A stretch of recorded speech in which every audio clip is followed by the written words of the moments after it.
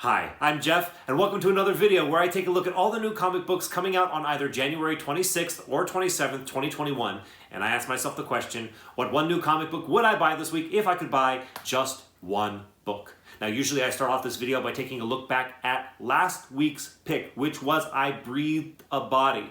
But unfortunately, I haven't had a chance to pick up my comic books yet this week, so I haven't had a chance to read this book, so I'm not going to comment on it. I'll save that for next week's video. So let's go ahead and move forward with this week's video, first by taking a look at this week's cover picks, and there are 3 nominations this week. And an interesting thing about the 3 nominations that I have this week, they're all in a very similar color palette, which is just kind of an odd coincidence, but I thought it was worth pointing out ahead of time. The first one I want to mention to you is Tarna, number 2. This is from Heavy Metal Magazine, cover art by Christian Ward. I don't know, I just like it. I like the color, I like the movement, I like the energy, I just like it. I'm a fan. The next one I want to mention is Unkindness of Ravens, number 5. This is from Boom Studios and with artist Kristina Kalida. Now, this is a name that, even though I'm probably butchering the pronunciation of, is one that I've mentioned before and one I feel like I'm going to be mentioning again. I keep seeing this artist's name pop up and I keep liking what I see from this artist, and this one is no exception. I like it a lot. I think it is beautifully done, and just the energy and the image, all of it. I like it a whole lot. In fact, I had a hard time deciding between this and what was my actual cover pick because I thought that this one was so well done, but it didn't end up being my pick, and I'll tell you why in just a second. The book that ended up being my cover pick this week, if I could buy just one cover pick, is going to be Department of Truth number 5. This is the C cover done by Tula Lote. This is from Image Comics. This cover I like a lot. And the reason why I chose it over the Unkindness of Ravens one is that although the Unkindness of Ravens one is just beautifully done and just a beautiful image, this one from Department of Truth actually makes me feel something. I find it to be beautiful and draws me in that capacity, but also like disconcerting, and nerve-wracking, and a little bit like I want to withdraw from it at the same time, so I'm drawn to it and also withdrawn from it. It kind of creeps me out as much as the subject and the image, as much as the beauty draws me in. I think all good art ultimately should be pleasant to look at, but it should also make you feel something, ideally, be it a painting or a book or a TV show or a movie or a comic book or whatever. Ideally, it makes you feel something, and this cover makes me feel something. Like I said, once again, I like the beauty of it, but I don't like, how uncomfortable it makes me feel. So for those reasons, I have chosen this book, Department of Truth number 5, the cover C by Tula Lote, as my cover pick of this week. All right, let's move on forward to take a look at some of the books that are coming out this week that I wanted to put on your radar, stuff I thought was interesting and I wanted to mention to you.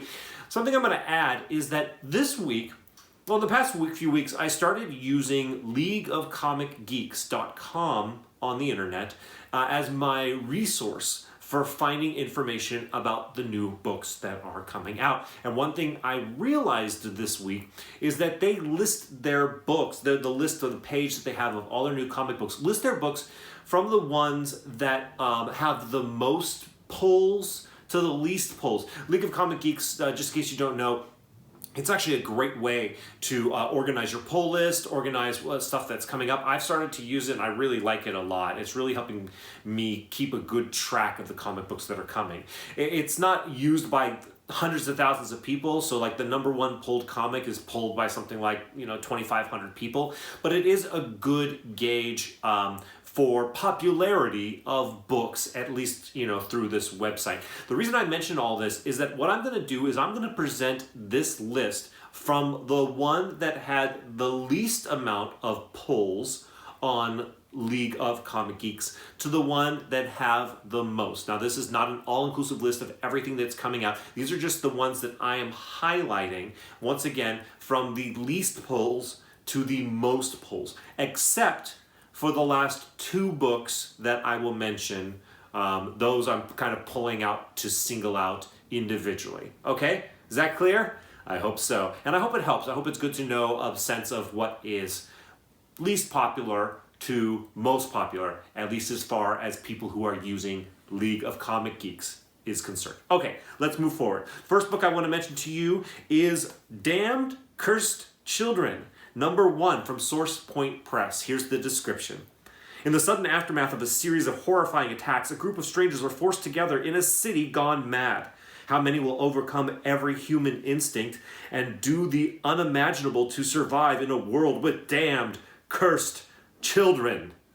I don't know. It just made me smile, kind of, this cover and the idea of these kids attacking everybody. Maybe it shouldn't make me laugh, or I might find it fun, but for some reason I do. I wanted to mention it. And once again, on the list, that first one has the least amount of pulls on League of Comic Geeks. All right, continuing.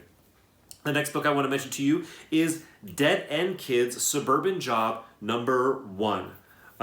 This is from, it doesn't say who this is from here on this.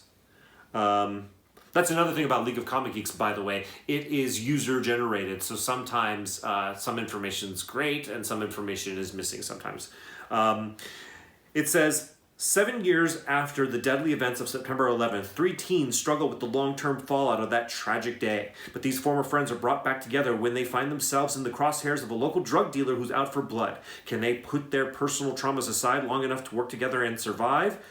No Heroines, Frank Gogol reteams with Nenad Svetisanin. Wow, it's a tough one. I know, I just destroyed it. For an all-new entry in the Dead End Kids saga. I mentioned this book not because the actual premise sounds so interesting to me, but people seem to be into Frank Gogol, and No Heroine was kind of a hit, so it might be something that you might want to at least have on your radar to know that it comes out this week. The next book I'm going to mention to you is Immortal #1. This is from Source Point Press. It says, Curapan has spent her immortality protecting humanity from the threat of an ancient prophecy. But time and a secret trauma have worn her down, forcing her to choose between her duty and her sanity. The 8th Immortal is a scandalous fantasy that asks the question, should anything last forever? This one is interesting to me because I find stories about immortals interesting. I think it would be fascinating and amazing to be an immortal while at the same time tedious and potentially insanity inducing. So I find stories about immortals interesting. So I think this one has some potential to be interesting as well. The next book I'm going to mention to you is Americana #2. This is from Image Comics. It says, Carolyn and Mike's mission to stop the new president is interrupted when they are captured by a gang of cannibal maniacs. They're not just on the menu, they're dinner theater too, and these man-eaters love to play with their food. I read Americana #1 because it sounded pretty interesting to me, and I liked it more than I would have even thought. It had a little bit of ridiculous and a little bit of awesome and a lot of crazy and definitely some exciting. So I found it interesting.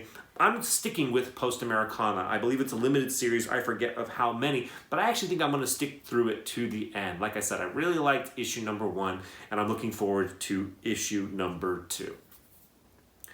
The next book I'm going to mention to you is Rick and Morty Presents Stalkers #1. This is from Oni Press. In the ruins of Seattle, Hemorrhage searches for more isotope 322 to clear his name of a most heinous crime, being boring.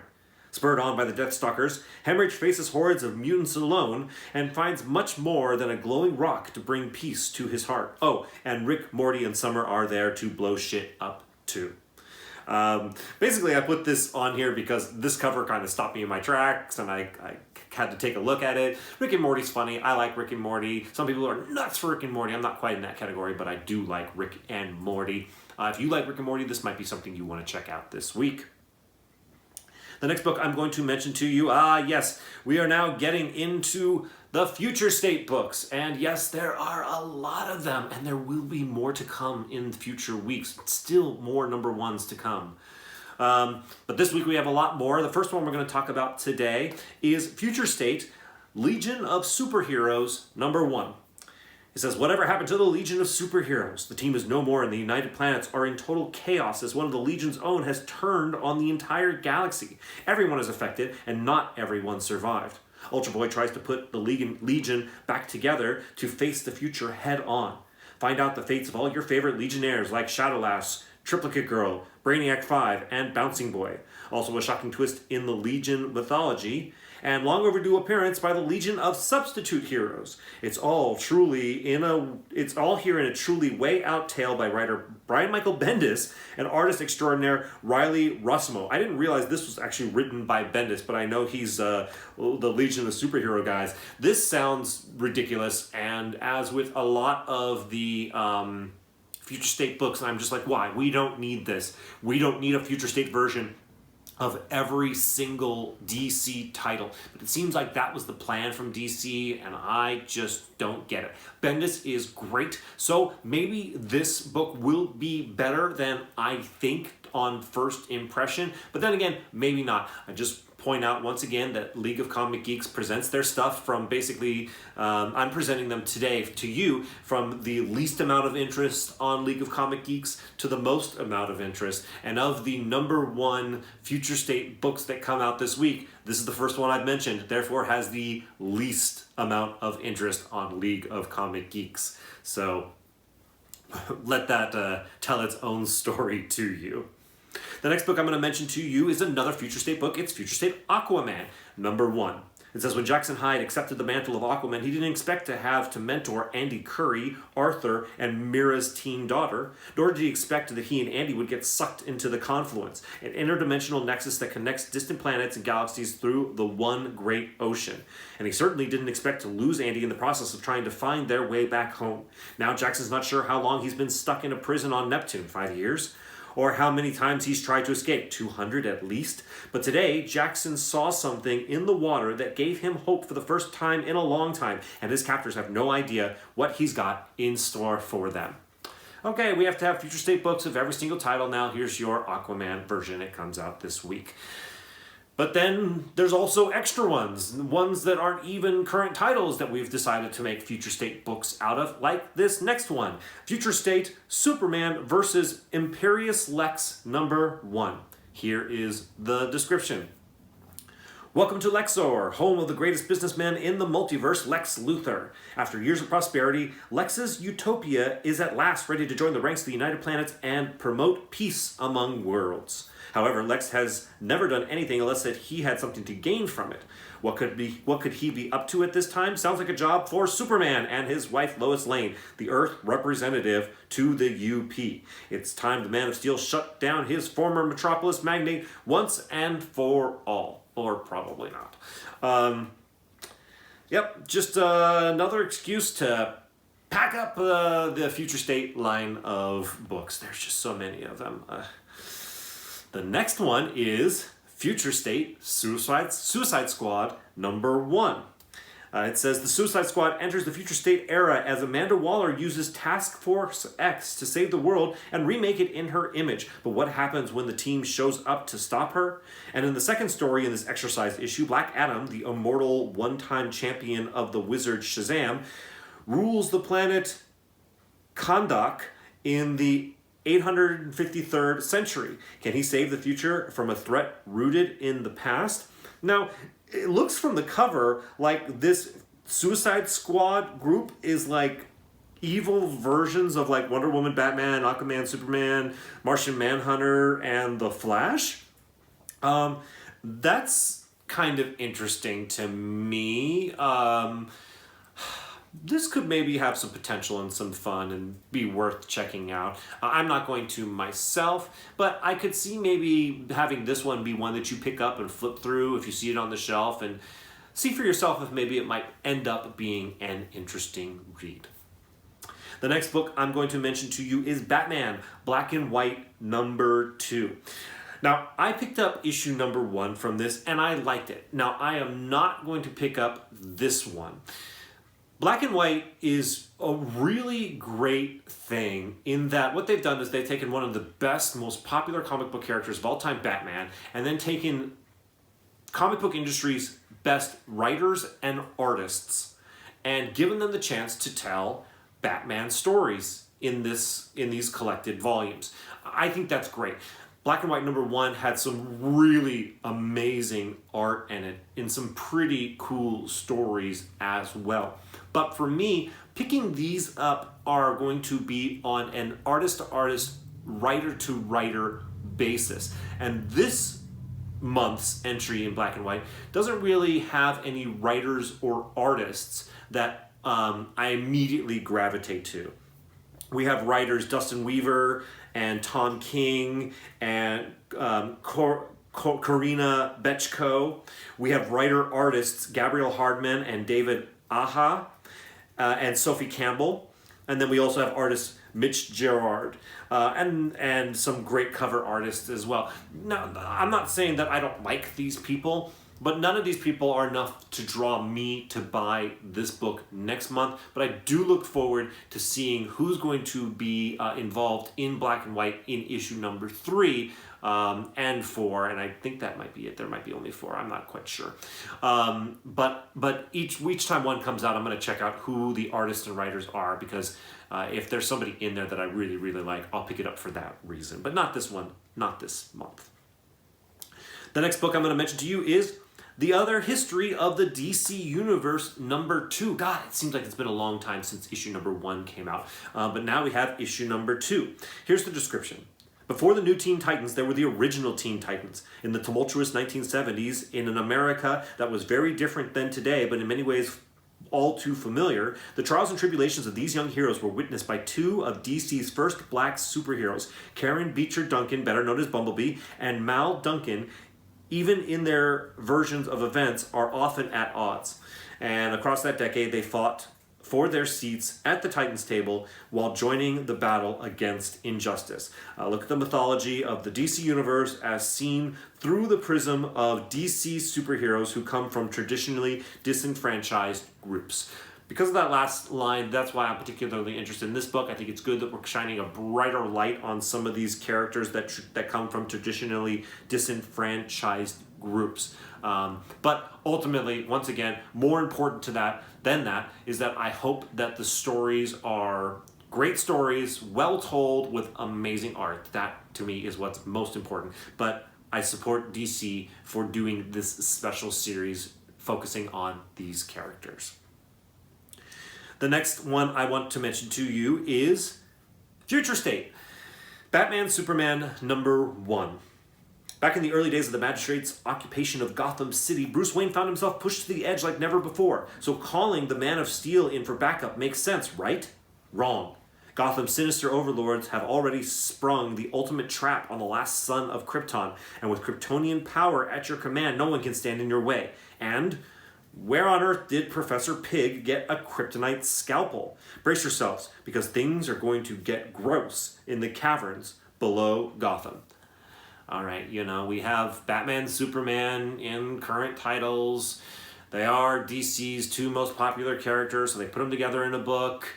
And so I guess all these things mean that they have to put them in a Future State book as well. But this does seem to be the most popular Future State book out this week, I believe. So, at least as far as League of Comic Geeks is concerned.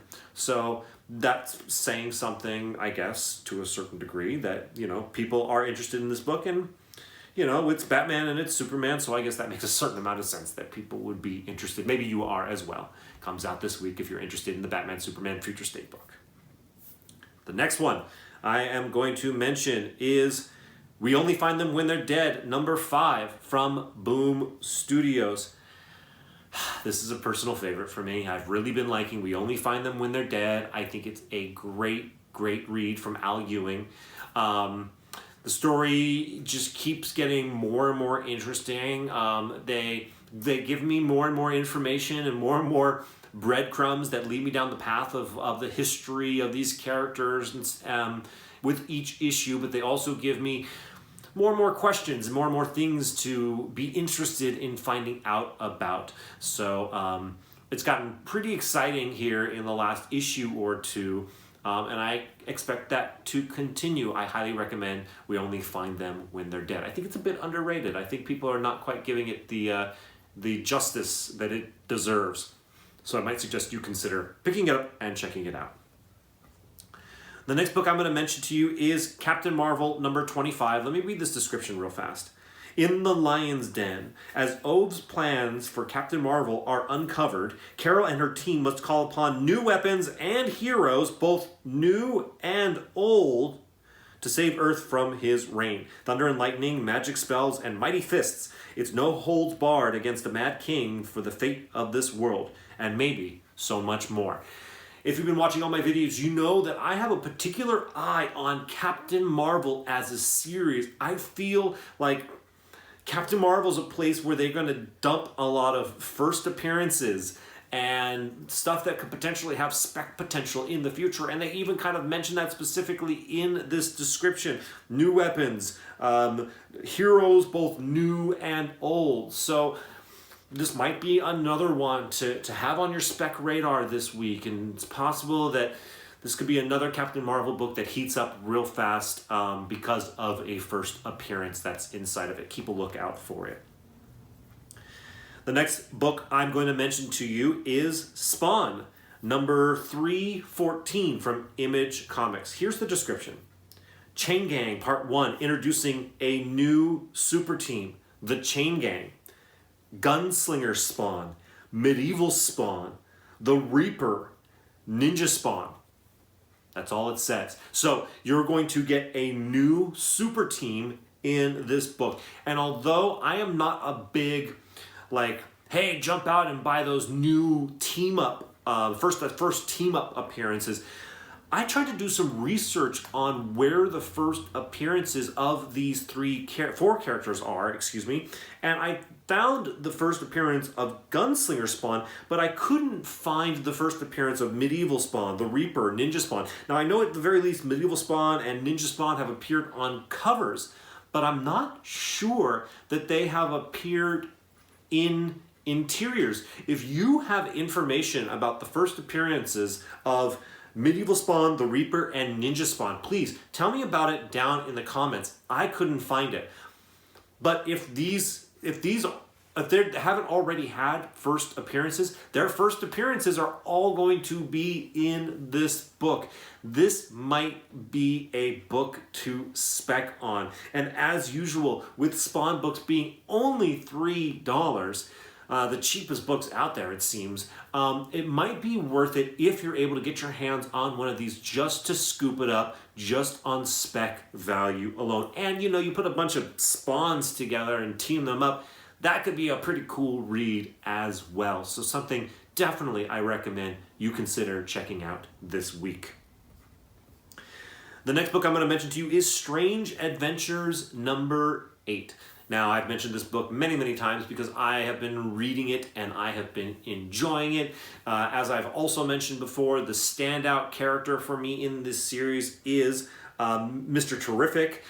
He's a character I knew very little about that I've just become extremely interested in after reading this story. And, the plot thickens, so to speak. This story has been really kind of dark and They've been kind of stringing the mystery along maybe a little bit more than I would have liked, but it is keeping me interested, maybe a little bit by my fingernails I'm hanging on, but I am still interested in seeing where the mystery and where the what's the truth, what's the real story behind the story, what that ends up being. So I'm checking it out. I like it. Issue number 8 comes out this week. The next book I'm going to mention to you is Daredevil number 26.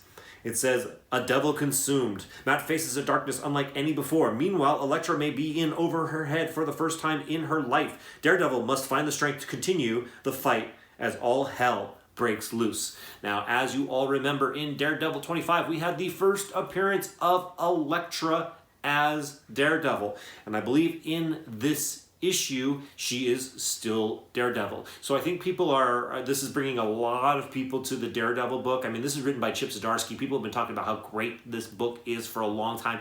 I haven't been reading it, but I've heard just such amazing things about this book. And like I said, this Elektra becoming Daredevil storyline is bringing people into the title, which I think speaks to why this book is so popular this week. It's also got some pretty cool covers. You know, it's got, Matt here as Daredevil on one, and then we have Elektra on the other, and they kind of complement each other as they're reaching towards each other, which is pretty cool. I don't think this book is going to have a ton of spec potential, but I bet you it could be a very good read, because all I've heard about Daredevil is that it's a pretty good read. So it might be something you want to consider checking out if you're curious about how the whole Elektra as Daredevil thing is going to play out. All right, the next book. Oh, okay, great. So now we're into my last two books that I'm going to mention today. And I just point out once again that Daredevil, on the list of books that I just mentioned, had the most interest as far as polls were concerned on League of Comic Geeks, just to kind of close out that as a list from least interest to most interest, ending with Daredevil number 26. These last two books I'm pulling out separately to talk about individually. They were pretty high on the list, but not all the way at the top. So as we talk about these two books, we are going to enter one of our favorite features here on Just One Book, Tynan Time. Yes, welcome back, Tynan Time, to the video. And with Tynan Time, we are going to be talking about two books this week. Now, I have to admit, these two books were always going to be my two books to choose from. I wasn't quite sure which book to choose between these two for my Just One Book, but I made a decision and kind of went with my gut, as I always do. My runner-up as part of Tynan Time, that didn't quite make it to be my choice this week is The Department of Truth number 5 from Image Comics. Here's the description. What is Black Hat? Who is the mysterious man pulling its strings? Why is he in Cole Turner's apartment? The first arc of this smash hit new series from James Tynion IV and Martin Simons comes to a dramatic conclusion as Cole questions whether or not he's on the right side of the war for the truth. So I have really been enjoying Department of Truth. I know if you've been watching these videos, you already know that. This is the final issue in the first story arc of Department of Truth. And part of what I've been enjoying so much about this series is that not only are the stories and the concept really compelling and really thought-provoking and interesting, but something else that's really interesting and thought-provoking is that it's hard to say who the bad guys are and who the good guys are. The good guys are doing bad things. And it's possible that the bad guys maybe think that they're doing something that's good as well. That hasn't quite come out yet, but maybe some of that is going to come out more in this issue. This issue has potential to be key in the Department of Truth storyline, because I believe we're going to be getting a lot more information about Black Hat, which is the entity who have been the bad guys in the Department of Truth. So I'm very interested and very excited about reading this book, learning more about the Black Hat, and of course, just reading more Department of Truth. Yeah, it might be something that you consider jumping on board with this issue, even if you're like, Jeff, it's the first arc. I missed issues 1 through 4. I missed the whole first arc. You might consider just going ahead and jumping on. This is a series that you don't necessarily need to have read every single issue in order to jump on now. Just by the way, we'll talk about this in a different video, but issues number 6 and 7, I believe, are going to be kind of like, they're going to do 1 through 5 as an arc. 6 and 7 are going to be kind of like a separate thing, and then like 8, 9, 10, 11, 12 is going to be a thing, and then 13 and 14 kind of goes with 6 and 7, if that was clear. So I would jump on this series as soon as possible, but if you want to be part of like an ongoing story, you can wait for 6 or even potentially issue number 8. Anyways, enough about the Department of Truth. Let's talk about what book I would pick this week if I could buy just one book. And that book would be Something is Killing the Children, number 14 from Boom Studios. Here's the description. To save the town, Erica must take on the brood of monsters on her own, and Tommy is faced with a decision that means life or death.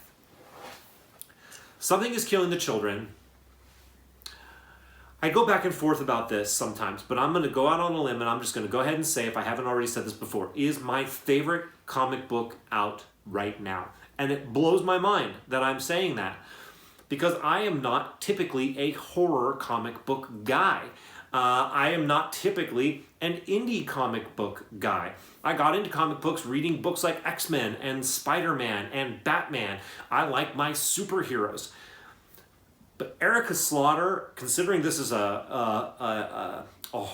indie horror comic book, is a straight up, like, real life superhero. She is so cool and so badass. The monsters in Something is Killing the Children are so menacing and fear-inducing. You know, the fact that adults can't see them and children can see them, and that these monsters like to do things like tear children apart. It's hard for me to, like, I say that and I'm like, why is this my favorite book? It's because it is so expertly written by James Tynion IV, and the art from Werther Dell'Edera is also just perfectly suited for this story. And the story of Something That's Killing the Children has been so good, because it's not just about Erica fighting these monsters and succeeding or failing. She's also part of a society of monster killers who in some ways might be more concerned about keeping monsters secret than they are protecting the general public, whereas Erica is most interested in protecting the general public. So not only does Erica have her conflict with the monsters, but she also has her conflict with the society that she represents, of, you know, society of monster hunters that she represents. Erica has gone off the rails a little bit as far as this society is concerned. They don't feel like she's done a great job keeping a lid on things, and so the society is coming in to take care of that for her, and that might just involve killing a lot of innocent people, and Erica's not so down with that. So Erica, in issue 14, this arc is ending with issue 15. Then Something is Killing the Children will be taking a break for a few months, and then we'll be coming back with after issue 15, 14, and then 15 next month, and then a break, and then we'll come back with issue number 16 after that break with a new arc. Okay, we're wrapping up. We're right at the end of this arc, and Erica is currently in a position where she's got monsters to handle, and she also has to save the people of this town from the society that she is part of. And she's been doing this all the while the best she can with her smarts, with her grit, and with her knives. But you know, things are coming to a climax for Erica, and so Erica is going to have to pull out her secret weapon. Now, she's been carrying around with her this whole time a little stuffed octopus that talked. And we saw this octopus talk earlier and got like around issues 2 or 3 or 4 or something like that, and got a little bit of information, but we really haven't heard much from this talking stuffed octopus in a while. Well, this talking stuffed octopus is Erica's secret weapon. And she is in a situation where she's going to have to use every resource that she has available, and this secret weapon is coming out. I think it is going to end up being really cool, really exciting. We're gonna now, I think, see Erica pulling out all the stops, you know, showing all the potential that she has, showing her all of the strength that she has in order to truly save this town.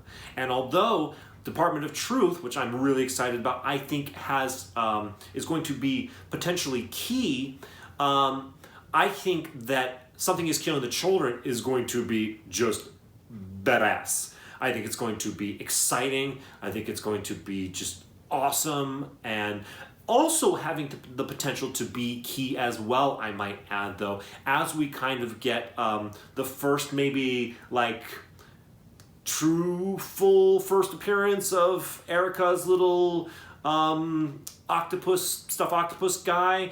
I might be going out on a limb on that, but there might be something key in there as well. But like I said, more importantly, I just think it is going to be awesome.